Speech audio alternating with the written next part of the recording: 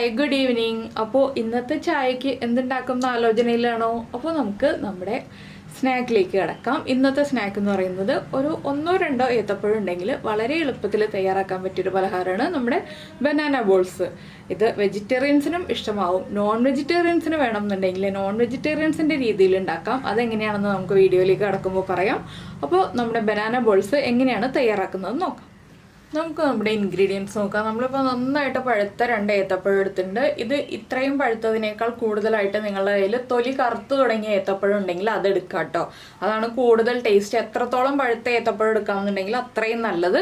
അപ്പോൾ എൻ്റെ കയ്യിൽ ഇത്രയും പഴുത്ത ഏത്തപ്പഴമേ ഉള്ളൂ, അതുകൊണ്ടാണ് ഞാൻ ഇതെടുത്തത്. അപ്പോൾ ഇതിലേക്ക് വേണ്ടത് 1.5 ടേബിൾ സ്പൂൺ പഞ്ചസാര. നമ്മുടെ പഴത്തിൻ്റെ മധുരം അനുസരിച്ച് പഞ്ചസാരയുടെ അളവിൽ വ്യത്യാസം വരുത്താം. നല്ല പഴുത്ത ഏത്തപ്പഴമാണെന്നുണ്ടെങ്കിൽ 1 ടേബിൾ സ്പൂൺ പഞ്ചസാര എടുത്താൽ മതി. അതുപോലെ തന്നെ 2 ടേബിൾ സ്പൂൺ തേങ്ങ ചിരവിയത്. പിന്നെ നമ്മുടെ ആവശ്യത്തിനനുസരിച്ച് ഞാനിപ്പോൾ 1.5 ടേബിൾ സ്പൂൺ നെയ്യ് ചേർക്കുന്നുണ്ട്. നിങ്ങൾക്ക് 1 ടേബിൾ സ്പൂൺ മതി എന്നുണ്ടെങ്കിൽ 1 ടേബിൾ സ്പൂൺ നെയ്യ് ചേർക്കാം. പിന്നെ 1/2 ടീസ്പൂൺ ഏലക്കയും പഞ്ചസാരയും ചേർത്ത് പൊടിച്ചത്. പിന്നെ നമുക്ക് വേണ്ടത് ബ്രെഡ് ക്രംസ് ആണ്. ബ്രെഡ് ക്രംസ് ഒരു 3/4 കപ്പ് വരെ എടുക്കാം. ഞാനിപ്പോൾ കുറച്ച് കൂടുതൽ എടുത്ത് വെച്ചു എന്നേ ഉള്ളൂ. 1-2 പ്രാവശ്യം കോട്ട് ചെയ്യണമെന്നുണ്ടെങ്കിൽ 1-2 പ്രാവശ്യം കോട്ട് ചെയ്യാം. ഇത് 2 രീതിയിൽ കോട്ട് ചെയ്യാം കേട്ടോ. നമുക്ക് മൈദപ്പൊടിയിൽ ഡിപ്പ് ചെയ്തിട്ട് കോട്ട് ചെയ്യാം, അല്ലെങ്കിൽ മുട്ടയിൽ ഡിപ്പ് ചെയ്തിട്ട് കോട്ട് ചെയ്യാം, ഇല്ലെങ്കിൽ ഡയറക്റ്റ് കോട്ട് ചെയ്യാം. ഞാനിപ്പോൾ ഡയറക്റ്റാണ് കോട്ട് ചെയ്യാൻ പോകുന്നത്. ഇതെന്താണെന്ന് വെച്ചാൽ നമ്മുടെ പഴത്തിൻ്റെ പഴുപ്പ് അനുസരിച്ച് നമുക്ക് ഏത് രീതിയിൽ വേണമെങ്കിലും കോട്ട് ചെയ്യാം. നല്ല പഴുത്ത പഴമാണെങ്കിൽ ഡയറക്റ്റ് കോട്ട് ചെയ്യാം. പഴുപ്പ് കുറഞ്ഞ പഴമാണെങ്കിൽ നമ്മൾ മൈദയിലോ അല്ലെങ്കിൽ മുട്ടയിലോ ഒന്ന് ഡിപ്പ് ചെയ്തിട്ട് കോട്ട് ചെയ്യുന്നതാണ് കൂടുതൽ ബെറ്റർ. പിന്നെ നമുക്കിതിലേക്ക് ആൽമണ്ട്സ് ചേർക്കാം, കാഷ്നട്ട്സ് ചേർക്കാം, റൈസിൻസ് ചേർക്കാം. അതൊക്കെ നമ്മുടെ ഇഷ്ടത്തിനനുസരിച്ച് ചേർക്കാം.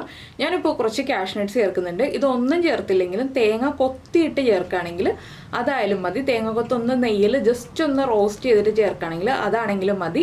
എന്തെങ്കിലും ചേർക്കുകയാണെങ്കിലാണ് കൂടുതൽ ബെറ്റർ. ഒന്നും ചേർക്കാതിരിക്കുന്നതിനേക്കാൾ തേങ്ങ കൊത്തോ ആൽമണ്ട്സോ കാഷ്നട്ട്സോ റൈസിൻസോ ഏതെങ്കിലും ഒന്ന് ചേർക്കുമ്പോൾ ഇടയ്ക്ക് കടിക്കാൻ കിട്ടുന്നതാണ് കൂടുതൽ ടേസ്റ്റ്. അപ്പോൾ ആദ്യം നമുക്ക് ഈ ഏത്തപ്പഴം ഒന്ന് ചെറുതായിട്ട് കട്ട് ചെയ്തെടുക്കാം. റൗണ്ടിലോ ഏതെങ്കിലും ഒരു ഷേപ്പിൽ നമുക്ക് ഇഷ്ടമുള്ള ഷേപ്പിൽ കട്ട് ചെയ്യാം. എന്ന് വെച്ചാൽ നമുക്ക് നെയ്യിൽ വഴറ്റിയെടുക്കാനുള്ളതാണ്. അപ്പോൾ ഏത് ഷേപ്പിൽ കട്ട് ചെയ്താലും കുഴപ്പമില്ല. ഞാനിപ്പോൾ ഒന്ന് റൗണ്ടിലാണ് കട്ട് ചെയ്തെടുക്കുന്നത്. കനം കുറച്ച് കട്ട് ചെയ്തെടുക്കുക. അപ്പോൾ നമ്മുടെ ഏത്തപ്പഴം നമ്മൾ 2 റൗണ്ടിൽ കനം കുറച്ച് കട്ട് ചെയ്തെടുത്തിട്ടുണ്ട്. ഇനി നമുക്കിതൊന്ന് വഴറ്റിയെടുക്കാം. അപ്പോൾ നമ്മളൊരു പാൻ ചൂടാക്കാൻ വെച്ചിട്ടുണ്ട്. പാനിലേക്ക് നമുക്ക് നെയ്യ് ചേർത്ത് കൊടുക്കാം. നെയ്യോ ബട്ടറോ ചേർക്കാം കേട്ടോ. ബട്ടർ ആണെങ്കിൽ സോൾട്ടഡ് ബട്ടറാണ് ചേർക്കുന്നതെങ്കിൽ നിങ്ങൾ ഇതിലേക്ക് ഉപ്പ് ചേർക്കരുത്. അൺസോൾട്ടഡ് ബട്ടറാണ് ചേർക്കുന്നതെങ്കിൽ ചെറിയൊരളവിൽ ഉപ്പ് ചേർത്ത് കൊടുക്കണം. അതെപ്പോഴാണ് ചേർക്കേണ്ടതെന്ന് ഞാൻ പറയാം. ഇപ്പോൾ നമ്മുടെ നെയ്യൊന്ന് ചൂടായി വരട്ടെ. നെയ്യൊന്ന് നന്നായി ചൂടായി വരുമ്പോൾ നമ്മൾ കട്ട് ചെയ്ത് വെച്ചിരിക്കുന്ന പഴം ചേർത്ത് കൊടുക്കുക. ഇതിൽ നമ്മൾ സാധാരണ പഴം വഴറ്റിയെടുക്കുന്നതിനേക്കാൾ കൂടുതലായിട്ട് ശ്രദ്ധിക്കേണ്ട ഒരു കാര്യം, നമ്മുടെ പഴം നന്നായിട്ട് ഉടഞ്ഞ് കിട്ടണം. ആ രീതിയിൽ വഴറ്റിയെടുക്കുക. സാധാരണ നമ്മൾ പഴം വഴറ്റിയെടുത്തിട്ട് ഒരുപാട് റെസിപ്പികൾ ചെയ്യാറുണ്ട്. അതിനൊക്കെ ഒരു പരിധി എന്താണെന്ന് വെച്ചാൽ നമ്മളൊന്ന് ജസ്റ്റ് പഴം ഒന്ന് കളർ മാറി വരുന്നത് വരെ വഴറ്റിയെടുക്കാറുള്ളൂ. ഒരുപാട് അങ്ങോട്ട് ഉടഞ്ഞ് കിട്ടുന്ന രീതിയിൽ പഴം വഴറ്റിയെടുക്കാറില്ല. പക്ഷെ ഇത് നന്നായിട്ട് ഉടഞ്ഞ് കിട്ടുന്ന രീതിയിൽ പഴം വഴറ്റിയെടുക്കണം. അതാണ് ഞാൻ നന്നായിട്ട് പഴുത്ത് തൊലി കറുത്ത പഴമുണ്ടെങ്കിൽ ആ രീതിയിലുള്ള അത്രയും പഴുത്ത പഴം എടുത്തോളൂ എന്ന് പറഞ്ഞത്. നമ്മൾ ഇതുപോലെ നന്നായിട്ടൊന്ന് ഉടച്ച് കൊടുത്തു തുടങ്ങുക. പഴം വഴറ്റി തുടങ്ങുമ്പോൾ തന്നെ നന്നായിട്ട് ഉടച്ചെടുക്കണം. അപ്പോൾ ഞാൻ ഈ പഴം നന്നായിട്ടൊന്ന് വഴറ്റിയെടുക്കട്ടെ. ഉടഞ്ഞു വരുന്ന പരുവം അതുപോലെ തന്നെ ഉപ്പ് ചേർക്കേണ്ട സമയവും പറയാം കേട്ടോ.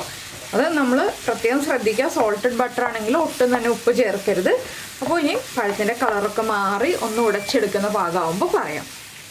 അപ്പോൾ കണ്ടോ നമ്മുടെ പഴം നന്നായിട്ട് ഉടഞ്ഞു വന്നിട്ടുണ്ട്. ഇതിലേക്ക് ഞാൻ കുറച്ച് ഉപ്പ് ചേർക്കുകയാണ്. ഇതുപോലെ നമ്മൾ ഇളക്കുമ്പോൾ ഒറ്റ ഇതായിട്ട് പാനിൽ നിന്ന് വിട്ട് വരണം പഴം. ഒരു ബോൾ ഷേപ്പിൽ അല്ലെങ്കിൽ നമ്മൾ ചപ്പാത്തി മാവൊക്കെ കുഴയ്ക്കുന്ന ഷേപ്പിലായി വരണം. ഇതുപോലെ വിട്ട് ഒറ്റ ഇതായിട്ട് വരുന്നത് വരെ ഒറ്റ മാവായിട്ട് വരുന്നത് പോലെ ഇളക്കി മിക്സ് ചെയ്തെടുക്കണം പഴം. ഇനി നമുക്കിതിലേക്ക് ചേർത്ത് കൊടുക്കാനുള്ളത് നമ്മുടെ പഞ്ചസാര, അതുപോലെ തന്നെ തേങ്ങ ചിരവിയത്. തേങ്ങ കൊത്താണെങ്കിൽ നെയ്യിൽ ആദ്യമേ ഫ്രൈ ചെയ്ത് മാറ്റിയിട്ട് വേണം നമ്മൾ പഴം ഉടച്ചെടുക്കാനായിട്ട്. അതുപോലെ തന്നെ കാഷ്നട്ടും നെയ്യിൽ ഫ്രൈ ചെയ്ത് ചേർക്കാം. ഞാനിപ്പോൾ കാഷ്നട്ട് ഫ്രൈ ചെയ്തിട്ടില്ല, ഡയറക്റ്റ് ചേർത്ത് കൊടുക്കുകയാണ്. നമ്മുടെ ഏലക്കപ്പൊടി, പിന്നെ ഞാൻ ചേർക്കുന്നത് കാഷ്നട്ട്. കുറച്ച് കാഷ്നട്ടേ ഉള്ളൂ, ഒരുപാടൊന്നുമില്ല.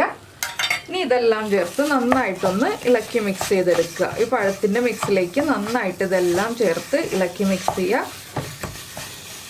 ഇതിൻ്റെ ഒരു കാര്യവും കൂടിയുണ്ട്. ഇനി എന്താണെന്ന് വെച്ചാൽ നമ്മളിത് ഷേപ്പ് ആക്കി എടുക്കുമ്പോൾ നമുക്ക് ഇഷ്ടമുള്ള ഷേപ്പിലാക്കി എടുക്കാം. നമ്മളിത് ഷേപ്പ് ആക്കി എടുക്കുമ്പോൾ ഇളം ചൂടോടുകൂടി തന്നെ ഷേപ്പ് ആക്കി എടുക്കുക. ചൂട് കംപ്ലീറ്റ് മാറിയിട്ട് ഷേപ്പ് ആക്കി എടുക്കുന്നതിനേക്കാൾ നമുക്ക് എളുപ്പം ഇളം ചൂടോടുകൂടി ഷേപ്പ് ആക്കി എടുക്കുന്നതാണ്. അതും കൂടി നമ്മളൊന്ന് പ്രത്യേകം ശ്രദ്ധിച്ചിട്ട് വേണം ഇതൊന്ന് ഉരുട്ടിയോ അല്ലെങ്കിൽ നമ്മൾ നീളത്തിലോ കട്ട്ലറ്റിൻ്റെ ഷേപ്പിലോ ഏത് ഷേപ്പിലാണെന്ന് വെച്ചാൽ ആക്കിയെടുക്കാനായിട്ട്.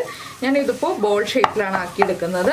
അപ്പോൾ നിങ്ങൾ മുട്ടയാണെങ്കിൽ ഒരു മുട്ട എടുക്കുക കേട്ടോ. ഒരു മുട്ടയിലേക്ക് ഒരു പിഞ്ച് പഞ്ചസാരയും അതുപോലെ തന്നെ ഒരു പിഞ്ച് ഏലക്കപ്പൊടിയും കൂടി ചേർത്തിട്ട് ഒന്ന് ബീറ്റ് ചെയ്തെടുക്കുക ഒരു ഫോർക്ക് ഉപയോഗിച്ച്. അതിനുശേഷം മുട്ടയിലേക്ക് ഡിപ്പ് ചെയ്തിട്ട് നമ്മുടെ ബ്രെഡ് ക്രംസിൽ റോൾ ചെയ്ത് എടുക്കുക. മുട്ടയാണെങ്കിൽ മൈദപ്പൊടി ആണെങ്കിലും ഒരു പിഞ്ച് പഞ്ചസാരയും ഒരു പിഞ്ച് ഏലക്കപ്പൊടിയും ചേർത്തിട്ട് വേണം നമ്മൾ മിക്സ് ചെയ്തിട്ട് വെള്ളം ചേർത്ത് മിക്സ് ചെയ്തിട്ട് ഈ പഴത്തിൻ്റെ ബോൾസ് അല്ലെങ്കിൽ പഴത്തിൻ്റെ കട്ട്ലറ്റിൻ്റെ ഷേപ്പിലോ റൗണ്ട് ഷേപ്പിലോ ഏതിലാണെന്ന് വെച്ചാലുള്ളത് നമ്മളൊന്ന് ഡിപ്പ് ചെയ്ത് ഫ്രൈ ചെയ്തെടുക്കാനായിട്ട്. അപ്പോഴാണ് നമ്മുടെ ആ ഒരു കോട്ടിങ്ങിനും കൂടി ആ ഒരു ഏലക്കയുടെ ഫ്ലേവറും മധുരവും ഒക്കെ ഉണ്ടാവുക. ഇപ്പോൾ നമ്മുടെ പഞ്ചസാരയൊക്കെ മിക്സ് ആയി വന്നിട്ടുണ്ട്. ഇനി നമുക്കിതൊന്ന് ചൂട് കുറഞ്ഞു വരാൻ വേണ്ടി വെയിറ്റ് ചെയ്യാം. ഒരുപാട് ചൂട് മാറി വരരുത്. ലൈറ്റായിട്ടൊന്ന് ചൂട് കുറഞ്ഞു വരുമ്പോൾ തന്നെ ചെറുതായിട്ടൊന്ന് ചൂട് കുറഞ്ഞു വരുമ്പോൾ തന്നെ നമുക്ക് ഷേപ്പ് ആക്കി എടുക്കാം. അപ്പോൾ ഞാൻ ഫ്ലെയിം ഓഫ് ചെയ്യട്ടെ. ഞാനിപ്പോൾ നമ്മുടെ പഴത്തിൻ്റെ മിക്സ് ഒരു പ്ലേറ്റിലേക്ക് മാറ്റിയിട്ടുണ്ട്.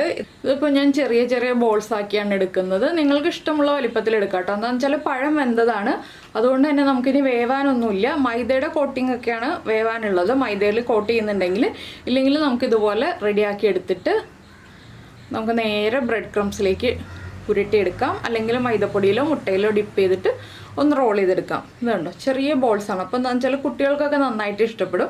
ഇതുപോലെ ചെറിയ ബോൾസൊക്കെ റെഡിയാക്കി എടുക്കുമ്പോൾ ഇനി നമുക്കിത് ബ്രെഡ് ക്രംസിലൊന്ന് റോൾ ചെയ്തെടുക്കാം. ഇത്രയും ബ്രെഡ് ക്രംസ് ഒന്നും വേണ്ട കേട്ടോ. ഞാനിപ്പോൾ ബ്രെഡ് ക്രംസ് കൂടുതലുള്ളതുകൊണ്ട് എടുത്തു എന്ന് മാത്രമേ ഉള്ളൂ.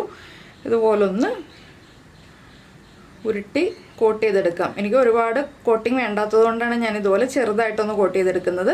നിങ്ങൾക്ക് നല്ല കോട്ടിങ് വേണമെന്നുണ്ടെങ്കിൽ 2 പ്രാവശ്യം മൈദപ്പൊടിയിൽ മുക്കിയിട്ട് കോട്ട് ചെയ്തെടുക്കാം. എങ്ങനെയാണെന്ന് വെച്ചിട്ടുണ്ടെങ്കിൽ നമ്മൾ ഒരു പ്രാവശ്യം മൈദപ്പൊടിയിൽ മുക്കുക, അതിനുശേഷം ബ്രെഡ് ക്രംസിലൊന്ന് റോൾ ചെയ്യുക, അതിനുശേഷം വീണ്ടും മൈദപ്പൊടിയിലൊന്ന്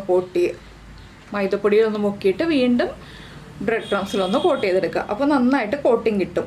അപ്പോൾ അത് കണ്ടോ, ഇത് ചെറുതായിട്ടൊരു കോട്ടിങ്ങേ ഉള്ളൂ. ഇതുപോലെ തന്നെ നമുക്ക് തേങ്ങ ഉണ്ടല്ലോ, നമ്മുടെ ഡെസിക്കേറ്റഡ് കോക്കനട്ടിലും ഇതുപോലെ തന്നെ നമുക്ക് ഡിപ്പ് ചെയ്ത് ഫ്രൈ ചെയ്തെടുക്കാം. തേങ്ങയുടെ ഫ്ലേവർ കൂടുതൽ ഇഷ്ടപ്പെടുന്ന കുട്ടികൾക്ക് അത് നന്നായിട്ട് ഇഷ്ടപ്പെടും. പിന്നെ ബ്രെഡ് ക്രംസ് ആ കട്ട്ലറ്റിൻ്റെ ഒരു ടേസ്റ്റൊക്കെ ഇഷ്ടപ്പെടുന്ന കുട്ടികൾക്ക് ഇതുപോലെ ചെയ്ത് കൊടുത്തിട്ടുണ്ടെങ്കിൽ ഇഷ്ടപ്പെടും. അപ്പോൾ നമ്മുടെ കുട്ടികൾക്ക് ഏതാണോ ഇഷ്ടമാവുന്നത് അതുപോലെ ഇത് ചെയ്തെടുക്കുക. ഇനിയിപ്പോൾ ഞാനിതൊരു പ്ലേറ്റിലേക്ക് മാറ്റട്ടെ. ഇതുപോലെ എല്ലാം ചെയ്തെടുക്കട്ടെ.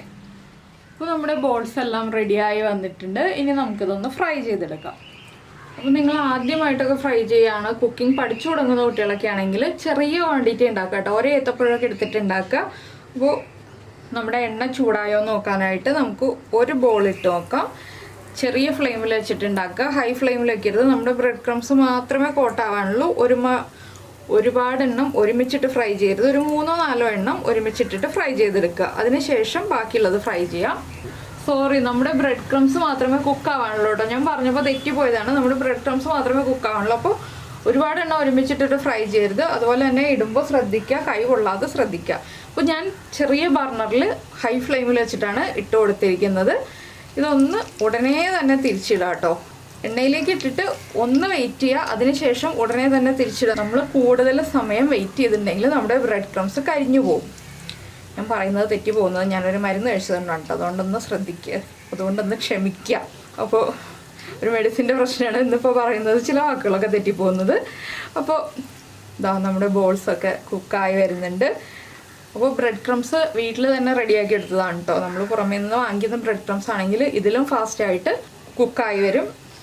ഇത് ഞാൻ ബ്രെഡ് ഫ്രിഡ്ജിൽ വെച്ചിരുന്നത് എടുത്ത് പൊടിച്ചെടുത്തതാണ്, അതുകൊണ്ടാണ് കുറച്ച് സമയം എടുക്കുന്നത്. അപ്പോൾ നിങ്ങൾക്ക് ഈ ഒരു റെസിപ്പി ഇഷ്ടമായി എന്നുണ്ടെങ്കിൽ നമ്മുടെ വീഡിയോയുടെ താഴെ ഒന്ന് കമൻറ്റ് ചെയ്യാൻ മറന്നു പോകരുത്. അതുപോലെ തന്നെ നമ്മുടെ വീഡിയോ ഒന്ന് ലൈക്ക് ചെയ്യാനും മറന്നു പോകരുത്. കുട്ടികൾക്കൊക്കെ ഇഷ്ടമായി എന്നുണ്ടെങ്കിൽ അതും കൂടി ഒന്ന് കമൻറ്റ് ചെയ്യണേ. കുട്ടികൾക്കൊക്കെ ഇഷ്ടമായോ സ്കൂളിൽ നിന്ന് വരുമ്പോൾ ഉണ്ടാക്കി കൊടുത്തിട്ട് എന്നുള്ളതും കൂടി. അപ്പോൾ അതാ ഈ ഒരു സമയമൊക്കെ ആകുമ്പോൾ ഇങ്ങനെ പതുക്കെ ഒന്ന് ഇളക്കി കൊടുക്കാം. കുഴപ്പമൊന്നുമില്ല, പൊട്ടി പോകുമൊന്നുമില്ല. അപ്പോൾ എന്തായാലും എല്ലാവരും ട്രൈ ചെയ്ത് നോക്കുമല്ലോ. ഈ ഒരു റെസിപ്പി എല്ലാവർക്കും ഇഷ്ടമായിട്ടുണ്ടാവുമെന്ന് വിചാരിക്കുന്നു. അപ്പോൾ ഞാൻ എന്താ എണ്ണയിൽ നിന്ന് എടുത്തു, ഇത്രയും ഫ്രൈ ചെയ്തെടുക്കുന്നുള്ളൂ. ഇതിലും കൂടുതൽ ഡാർക്ക് കളർ ആക്കുന്നില്ല. എന്താണെന്ന് വെച്ചാൽ ഇത് കുറച്ച് സമയം ഇരുന്ന് കഴിയുമ്പോൾ ഒന്നുകൂടി കളർ ചേഞ്ച് ആവും. അപ്പോൾ നമുക്കിതുപോലെ ബാക്കിയുള്ളതും എണ്ണയിലേക്ക് ഇട്ട് കൊടുക്കാം. അപ്പോൾ ഞാൻ എല്ലാം ഇതുപോലെ ഫ്രൈ ചെയ്തെടുക്കട്ടെ. ഈ ഒരു കളറാകുമ്പോൾ എണ്ണയിൽ നിന്ന് മാറ്റാം കേട്ടോ. ഇത്രയും മതി നമുക്ക് കളർ. കൂടുതൽ ഡാർക്ക് ആയിട്ടുണ്ടെങ്കിൽ നമ്മുടെ ബ്രെഡ് ക്രംസിൻ്റെ ടേസ്റ്റ് മാറും. അപ്പോൾ നമ്മുടെ ബനാന ബോൾസ് എല്ലാം എന്താ റെഡി ആയിട്ടുണ്ട്. ചൂടോടുകൂടി, ഇളം ചൂടോടുകൂടി കഴിക്കാം കേട്ടോ. അപ്പോൾ നല്ല കട്ടൻ ചായയുടെ കൂടെയോ പാൽ ചായയുടെ കൂടെയോ ഒക്കെ ചേർത്ത് കഴിച്ചിട്ട് നിങ്ങളുടെ അഭിപ്രായങ്ങളൊക്കെ നമ്മുടെ വീഡിയോയുടെ താഴെ കമൻറ്റ് ചെയ്യുക. അതുപോലെ തന്നെ നമ്മുടെ ചാനൽ ആദ്യമായിട്ട് കാണുകയാണെങ്കിൽ നമ്മുടെ വീഡിയോ പ്രസൻറ്റ് ചെയ്യുന്ന രീതിയൊക്കെ ഇഷ്ടമായി എന്നുണ്ടെങ്കിൽ നമ്മുടെ ചാനലൊന്ന് സബ്സ്ക്രൈബ് ചെയ്ത് സപ്പോർട്ട് ചെയ്യണേ. സബ്സ്ക്രൈബ് ചെയ്യുന്നതിന് ഈ വീഡിയോയുടെ താഴെയുള്ള റെഡ് സബ്സ്ക്രൈബ് ബട്ടൺ ഒന്ന് ക്ലിക്ക് ചെയ്യുക. അതിൻ്റെ റൈറ്റ് സൈഡിലുള്ള ബെല്ലൈക്കണും ക്ലിക്ക് ചെയ്യുക. അപ്പോൾ ഓൾ എന്ന് പറഞ്ഞിട്ടൊരു ഓപ്ഷൻ കാണാം. ആ ഓളും കൂടി പ്രസ് ചെയ്തിട്ടുണ്ടെങ്കിൽ ഞാൻ എപ്പോഴും വീഡിയോ അപ്ലോഡ് ചെയ്യുമ്പോൾ നിങ്ങൾക്ക് നോട്ടിഫിക്കേഷൻ വരും. അപ്പോൾ എന്തായാലും നമുക്ക് നമ്മുടെ അടുത്തൊരു വീഡിയോയുമായിട്ട് അടുത്ത ദിവസം വീണ്ടും കാണാം.